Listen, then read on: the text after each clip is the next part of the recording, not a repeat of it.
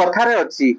पिलामानंकर प्रथम सांग जेजेबापा जेजेमा होइतांती आउ जेजेबापा जेजेमांकर शेष सांग पिला माने बा नाती नातुणी माने होइतांती। एभଳି स्थिति रे जेतेबेले नातुणी आज राज्य पई गर्व आनिचंती एभଳି भाबरे तांको घरर स्थिति मध्ये केमिति खुशी रे माहौल अछि आलोचना भी करबा ज्योतिर्मयंकर तांको जेजेबापांक सहित नातुणी जेतेबेले जितिला सुनिले केते खुशी बर्तमान नातुणी जेतेबेले जितिला ସେତେବେଳେ ମୁଁ ବହୁତ ଖୁସି ଆଉ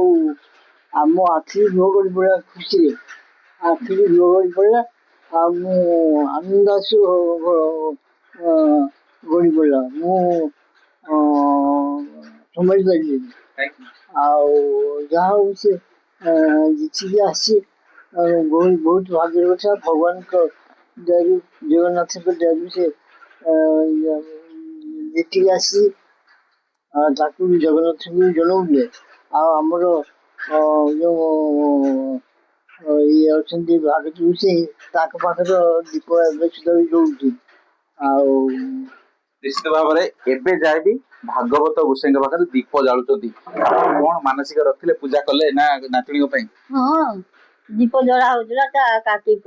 ଦୀପ ସବୁଦିନ ସକାଳୁ ସନ୍ଧ୍ୟାବେଳେ ଲଗାଏ ଆଉ ଆମେ ଠାକୁରଙ୍କୁ ଡାକି ସବୁବେଳେ ଜୁହାର ହେଇ ଆଉ ଭାଗବତ ଗୋସାଇଁ ଠାକୁର ସପ୍ତାଙ୍ଗ ବସେଇନି ଆଉ ଲୋକ ବାକ ସବୁ ଖାଇଲେ ଭୋଜି ଭାତ କନି ଲକ୍ଷେ 1.5 ଲକ୍ଷ ଟଙ୍କା ଖର୍ଚ୍ଚ ହେଇଗଲା ନାତୁଣୀ ଜିତିବ ବୋଲି ଆପଣ ଠାକୁରଙ୍କ ପାଖରେ ଭାଗବତ ଆମ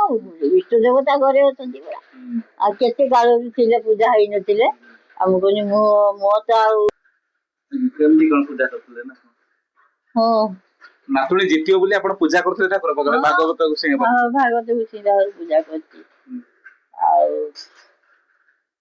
ନାତୁଣୀ ଖୁସିରେ କଣ ଡାକନ୍ତି ସିଏ ଆପଣଙ୍କୁ କେମିତି କଣ ଗୀତ କେବେ ଶୁଣାନ୍ତି ହଁ ଛୋଟ ପିଲା ବେଳେ ମୋ କୋଳରେ ବସିକି ଗୀତ ଗାଇବ ଆଉ ତାକୁ ଧରିକି ବସିବି ଆଉ ମୋ ନାଁରେ ବି ଗୀତ ଗାଇଦବ ବାପା ନାଁରେ ଗୀତ ଗାଇଦବ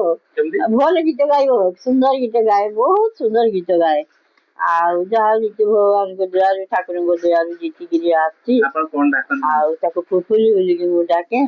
କେତେବେଳେ ଗେଲେଇ ବୋଲିକି ଡାକେ ଗେଲରେ ମାଲୋ ଆ ମୋ ପାଖକୁ ଆ ବସିବୁ ଆଉ କଥା କହିବା ଇଏ କରିବା ଏଇଭଳିଆ ସାଙ୍ଗ ଭଳି ହଁ ସାଙ୍ଗ ଭଳିଆ ଛୁଆ ଆଉ ନାତୁଣୀ ଆଉ ସାଙ୍ଗ ବି ସିଏ ଆଉ ନାତୁଣୀ ବି ସିଏ ନାତୁଣୀ ଫୋନ ଫାନ କଲେଣି କେବେ ଫୋନ କରିଥିଲେ କଣ ଗୀତ ପିଲାବେଳେ ମୋ ବେଳ ଥରେ 2 ଥର ଫୋନ କରିଥିଲା ଆଉ ଫୋନ କରିନି ତାପରେ ଗୀତ ଫୀତ ଶିଖୁଛି ତାକୁ ସମୟ ପାଉନି ନା ଏବେ ଜିତିଲେ ଆସିବେ କଣ ନାତୁଣୀ କି ଏବେ ଜିତିଲା ପରେ ଏବେ ତ ଭୁବନେଶ୍ୱର ଆସିଲେ କେତେବେଳେ ଜାଣିଲେ କେମିତି ଆପଣ ଜିତିଛନ୍ତି ବୋଲି କାଲି ମୋ ଟିଭିରେ ଦେଲା ରାତି 8ଟା ବେଳେ 8:15-20 ଦେଲା ଆଉ ଜିତିଲା ବୋଲି ଏଲାଉନ୍ସ କଲେ